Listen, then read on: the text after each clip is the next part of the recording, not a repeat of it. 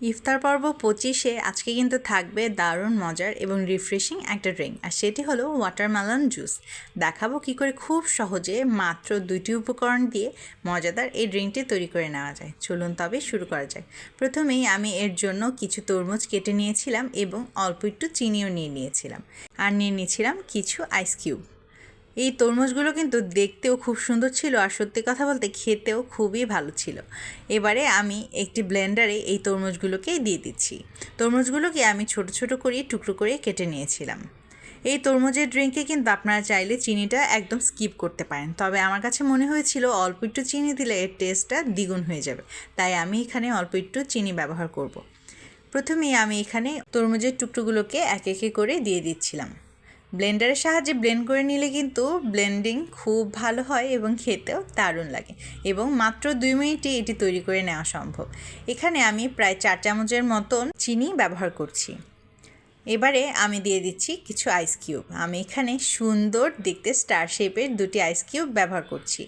আমি কিন্তু তরমুজগুলোকে কেটে প্রায় 3 থেকে 4 ঘন্টার জন্য ফ্রিজে ফ্রিজ করে নিয়েছিলাম। এবারে সব কিছু খুব সুন্দরভাবে ব্লেন্ড করে নিতে হবে। আমি এখানে অল্প একটু পানি দিয়েছিলাম, 1/3 কাপের চেয়েও কম। এবারে খুব সুন্দরভাবে কিছুক্ষণ সময় ধরে ব্লেন্ড করে নিলে কিন্তু তৈরি হয়ে যাবে দারুণ মজার এই ওয়াটারমেলন জুস। এটা কিন্তু খেতে এত মজা আর রিফ্রেশিং যে আমি এক কথায় বলে বোঝাতে পারবো না। আপনারা কে কে আমার মতো ওয়াটারমেলন জুস অথবা তরমুজের জুস পছন্দ করেন, কমেন্ট বক্সে কিন্তু জানাতে একেবারেই ভুলবেন না। আমি আরও কিছু তরমুজ এখানে অ্যাড করে দিচ্ছি এবং আরও কিছুক্ষণের জন্য ব্লেন্ড করে নেব। কিছুক্ষণ সময় নিয়ে ব্লেন্ড করে নিলেই কিন্তু তৈরি হয়ে গেল দারুণ মজার জুস।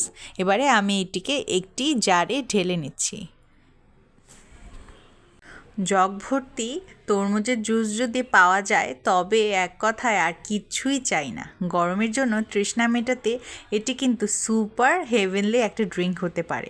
দারুণ মজার এবং রিফ্রেশিং এই ড্রিঙ্ক আজকেও যদি ট্রাই না করে থাকেন, আমার ভিডিও দেখে কিন্তু অবশ্যই একবার হলেও বানিয়ে খেতে ভুলবেন না। আমি একটি গ্লাসে আরও কিছু বরফের টুকরো দিয়ে দিয়েছিলাম এবং দারুণ মজার তরমুজের জুস আজকের ইফতারে সার্ভ করেছিলাম। রেসিপিটি ভালো লাগলে কিন্তু অবশ্যই জানাবেন। অনেক অনেক ধন্যবাদ আজকের ভিডিওটি দেখার জন্য। সবাই ভালো থাকবেন এবং সুস্থ থাকবেন।